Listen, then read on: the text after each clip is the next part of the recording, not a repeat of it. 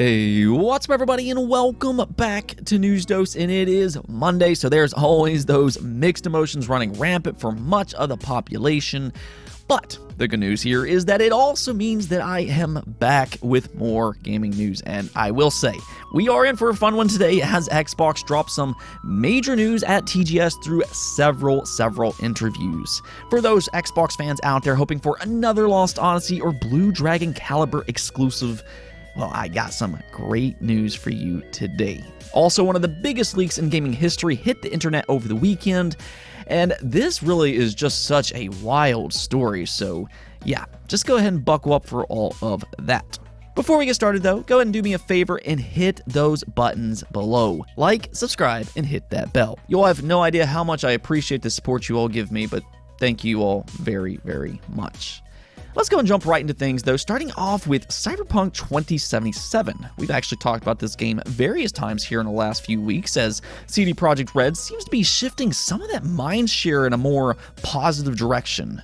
Of course, they've done a lot of work to fix its bugs since it first launched. They've done a good job with that, I think. Here recently, they also announced a new expansion, Phantom Liberty, which is set to release next year exclusively for next-generation consoles and PC.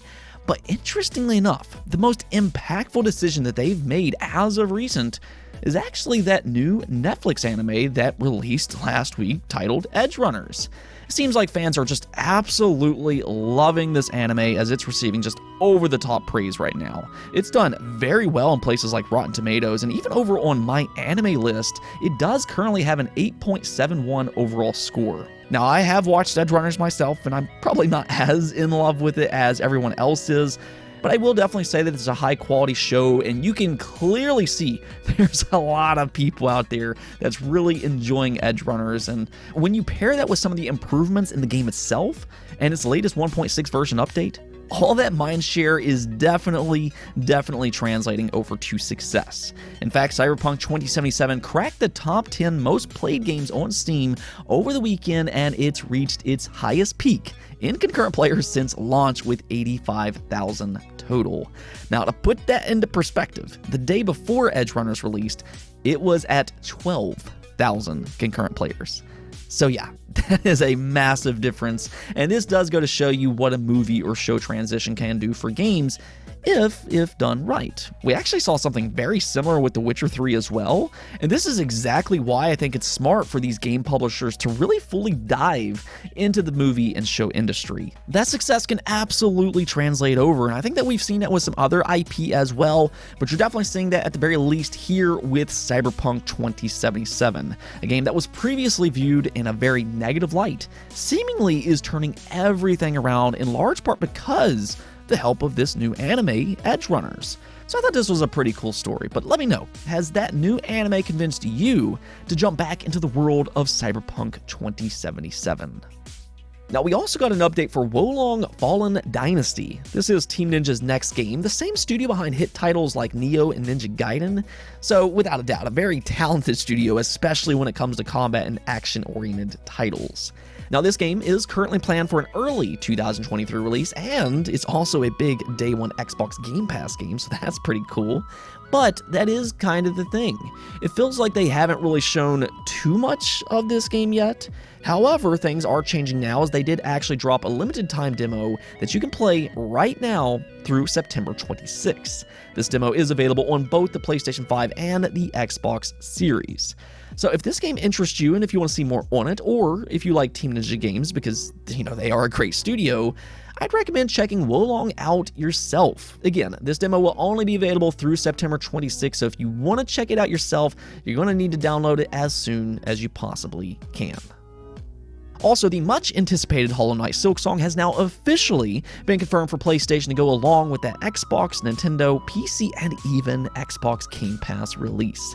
You just have to love it. Game Pass truly is loaded over the next 12 months, with this being yet another big Day 1 title, But the good news here today is that Silksong is now officially completely multi-platform with that PlayStation inclusion as well. I was actually a little surprised that they hadn't already confirmed this. I guess I just kind of assumed that it was also coming to PlayStation, but they did make it official, which is nice to see for anybody that was previously concerned. Hollow Knight, after all, is often viewed as one of the very best Metroidvanias to ever exist, and I mean, there's some good ones out there, so yeah, there's a lot of anticipation for its sequel, Silksong. So I am really happy to see that it's coming to all platforms, that way everybody can enjoy it. Now, they still haven't given us an exact release date as of yet, but as soon as they give us that update, I will let you all know as soon as possible. So that's really just yet another reason to just kind of hit those subscribe buttons below. That way I can keep you up to date with all of that. Let's just go and jump into that big Xbox news, though, as they made some really interesting remarks in some of their TGS interviews over the weekend. Now, I think we all kind of know that Xbox has a rather interesting history in Japan. Of course, they are the only big platform maker that isn't a Japanese-based company, and they have had a difficult time in that region specifically. And we really saw that last generation with the Xbox One. They struggled mightily in Japan with that console, and as I've said 100 times on this channel, if you struggle in Japan, that affects players worldwide. That means Japanese developers, which do have a prominent role in the game industry, will show less support for that console. And that's exactly what we saw last generation with the Xbox One. There were a ton of Japanese developers last generation that skipped out on Xbox, and since then, Team Xbox and Phil Spencer have really made it their mission to turn things around this generation, and things are starting to pay off for them. The Xbox Series is selling very well in Japan this time around, and as we saw last week at TGS, they are having success in getting more Japanese support. I mean, just last week, they announced games like Ni no Kuni, you have Fuga coming over to Xbox. You also have Persona that's heading over to Xbox, Wo Long Fallen Dynasty, as we talked about earlier. And not only are they coming to Xbox, but they are coming to Xbox Game Pass day one. So that alone is absolutely huge. But if we rewind for just a moment, back in the Xbox 360 days, Microsoft didn't just completely rely on third-party games, but they also invested into second-party exclusives. In other words, they partnered up with a third-party studio to develop a first-party title. Games like Blue Dragon and Lost Odyssey, as an example, those are first-party Xbox games, and they were really, really good games. To this day, I believe, 100% believe, that Lost Odyssey is secretly one of the best Final Fantasy games to exist. I will stand by that statement. That is an absolutely incredible game that is overlooked simply because it's an Xbox exclusive. If you like Final Fantasy, though, I cannot recommend Lost Odyssey enough. Why am I talking about these games all these years later, though? Well, that's because Sarah Bond, during an IGN Japan live stream, was asked on if Xbox players should expect original Japanese Xbox published titles in the future similar to those games. And let's just go check out her response here. Completely. One of the things that I'm super excited about is that we have over 250 developers in Japan developing games for Xbox right now. 150 have already shipped. 100 of them are in Game Pass, and we recently got to announce 15 titles made in Asia and 13 in Japan. So much has come, but there's even more that's going to come in the future, and I can't wait to reveal it to you all as it starts coming out. So there it is, and that is incredibly interesting because it appears she's suggesting that they are indeed publishing their own exclusive Japanese games like they used to back on the Xbox 360. Now, we do know one such game that she's referring to here is that Hideo Kojima game. They've already confirmed that this game does exist, and according to some rumors and leaks, it appears to be some type of horror game by the name of Overdose, with some type of cloud integration. It's really kind of hard to tell what Kojima is planning with all of that. He has all kinds of interesting ideas, as we know, but it now does look like that game is just scratching the surface to what Xbox has planned here. In fact, in another interview published by GameWatch, Phil Spencer, well, he also acknowledged demand for original Japanese titles by saying this: "We are working on creating such titles. It's not too much to hope for. We've just met with Kojima-san from Kojima Productions and many other game creators to talk about bringing unique titles to the Xbox. We understand that many game fans want that. We are also aware of the common desire for games from Japan. We are working on creating such titles, so please look forward to it. So here you have two people within Xbox suggesting that they are indeed absolutely working on their very own Japanese games. Phil Spencer specifically pointed to Kojima while alluding to more games like that in the works. So I think without a doubt, based on the things that they're saying here, it sounds like whatever they're alluding to, we're talking about first-party exclusives. Now, if that's true, the big question then becomes, is who are they partnering up with? Could it be Platinum Games? They did previously work together on Scalebound before it got canceled. And actually, Phil Spencer, well, he did talk about that game over the weekend as well, and he did quote-unquote say they currently have nothing to say about a possible revival. You can kind of read into that wording multiple different ways if you really want to, but I digress. Could they possibly strike a deal with maybe Mistwalker once again? Maybe a Lost Odyssey sequel? I'd personally love that myself. Or could it be somebody out of left field? It's really hard to tell as of this moment, but one thing is absolutely clear. Xbox is going big into Japan this generation, and you Xbox fans out there that's been hoping for more Japanese Xbox games, well, it looks like your wish has been granted.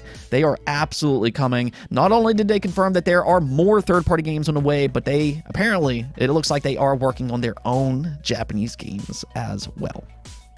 Now, there was also a massive leak over the weekend, probably one of the biggest leaks that I have seen in the history of gaming, as Rockstar and Take-Two had a network intrusion where somebody stole 90 videos of Grand Theft Auto 6 and then posted some of that footage online. Now, when this first happened, there were some questions out there on whether or not any of this was real, but Rockstar has since confirmed that it was absolutely legitimate. Now, as always, I'm not going to post any of that footage on my channel, nor will I include images, but I'm sure if you all really want to, you can find that GTA 6 gameplay that I'm referring to.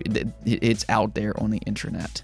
Just kind of keep in mind that it is alpha gameplay, and it's not anywhere close to being complete. I have seen some complaints online where fans are like, oh, this doesn't exactly look good, and yes, that's because it's not close to being finished. It was never intended to be shown in this capacity. If anything, this leak just shows you exactly why developers don't show their games early. There are parts of the community out there that just doesn't quite understand what alpha actually means. And for that matter, GTA 6 is probably still years and years away from actually releasing. So it will look vastly different than what we're seeing in these leaks here. I mean, honestly, I'm actually quite impressed to how good this game looks considering it's still likely years before it releases. But I will say that this new gameplay did kind of confirm some of the previous leaks that it's inspired by Bonnie and Clyde. That is something that we've heard before, and some of the gameplay did show you playing as a female character with a male partner, and they were robbing some type of restaurant together. So it does appear that we do know some of the premise. As for the leak itself, though, this is just kind of where this story is kind of wild and messed up all at the same time. There's a lot of different rumors as to exactly how all of this happened, but what I had last heard is that somebody gained access to Rockstar's Slack group and then got videos from the conversations that they were having in there. After that, this hacker posted videos that I guess quote-unquote unexpectedly went viral. That's what they claimed, which is a ridiculous statement. I mean, GTA is massive. GTA 5 alone has sold like 160 million copies, so of course leaked footage would go viral of their next game. But nonetheless, this hacker continued to claim they grabbed source code for both GTA 5 as well as GTA 6. They were then trying to sell said source code for no less than 5 figures. There was even a rumor of somebody getting scammed for like $100,000 trying to buy that source code. I don't know if that's actually been verified or not, but that was a part of why the story was so strange to follow. There was just one thing after another with this hacker until eventually their account was deleted online. It was actually, in my opinion, complete stupidity because Take-Two, I mean, this is a company that does not mess around. As I said before, they're already strict as is when it comes to sharing Rockstar content. So somebody sharing this type of content online, yeah, they're going to try to do everything within their power that they possibly can to find this person. And when and if they do, I don't think they're going to go easy on them. I mean, there's a lot of rumors with that person deleting their account. There's questions on whether or not their location was actually compromised. Again, this is a whole weird story, but either way, Rockstar has since confirmed that GTA 6 will continue as planned, and they'll show it when it's ready. I've also seen some concern online that this will affect its development. I don't really know why it would, but it has been confirmed that it will not. So there you go. We did learn a few things about GTA 6, probably not in the way that I would have preferred, but this is an absolutely massive leak, and we'll just have to kind of wait and see if there's any more updates as this continues to progress. Let's go and take a look at the poll of the day, though, where I asked you all, which upcoming Assassin's Creed game are you most excited for? Of course, they did confirm various new Assassin's Creed games at that Ubisoft Forward just a little over a week ago, and as you can see here, out of the confirmed titles, most of you all are excited for Project Red being set in Japan. Then 29% of you all voted for Assassin's Creed Mirage, 24% of you all said that you just don't care about Assassin's Creed, 13% of you all voted for Project Hexy, which is set in the Witch Hunt era, and then just 1% of you voted for Project Jade, being that mobile game set in ancient China. Now, there's actually various things that you can take from the results here. First is that, yes, Project Red did come away as the winner here, which I don't think is necessarily overly surprising. This has been such a fan-requested entry for probably a decade plus by this point. Fans have really wanted to see Assassin's Creed set in feudal Japan, and it is finally happening. I think the results here, if anything, just kind of shows you how baffling their decision has been to make fans wait this long for a Japanese-centric title. I mean, it almost felt like the perfect blend, and here you have it, and fans are, of course, very, very excited for it. Now, as for Assassin's Creed Mirage, this is also interesting to see it rank up this high. Now, looking through the comments, it did seem like some of you all voted for this just simply because it is the next entry for Assassin's Creed, but also because this is a smaller scope game that is apparently taking Assassin's Creed back to the roots. It is going to play more like the first couple of games where you are a legitimate assassin. It's not this big, huge RPG, so a lot of fans are actually really excited to see Assassin's Creed go back to that formula, and I do find that highly, highly interesting. If this game does have success, maybe Ubisoft should consider to do this a little bit more often. So we'll see how this plays out when it releases next year. Now, then there's also Project Jade. It only actually got 1% of the votes here, and I do think that kind of shows you the discrepancy between that hardcore crowd versus the more casual, mass public side of the market, because I do think that this game will be successful if executed properly. I mean, we still need to see that, of course. I mean, who knows how this is going to translate to a mobile game, but if they do it right, then I do suspect this game will have a lot of success. However, as you're kind of seeing here, when it comes to hardcore gamers, there's always a lot more skepticism when it comes to these mobile releases. Going through the comments, though, I thought Brennan Horton kind of summed up what a lot of people were kind of saying, though. As you can see here, Brennan Horton posted, definitely Mirage due to its reduced scope, interested in Red in theory, but may skip if it is bloated as the other recent entries. I like the concept of Jade a lot, as I am personally more interested in a Three Kingdoms game than even a Japanese game, but I'll never play it because it is mobile garbage. Now, that might be a little bit of a strongest statement there at the end, but that does seem to be a common belief when it comes to hardcore gamers, because mobile games just so often don't feel very good compared to what we're used to playing. So, I mean, that's just kind of the stigma that they have, and we'll see if Ubisoft can break that, but I guess we'll see. Anyways, though, that's it for this episode, but if you liked the video, don't forget the bell notification and subscribe button for more content just like this. Also, if you'd like to support the channel through Patreon, thank you for making this content possible. Peace out.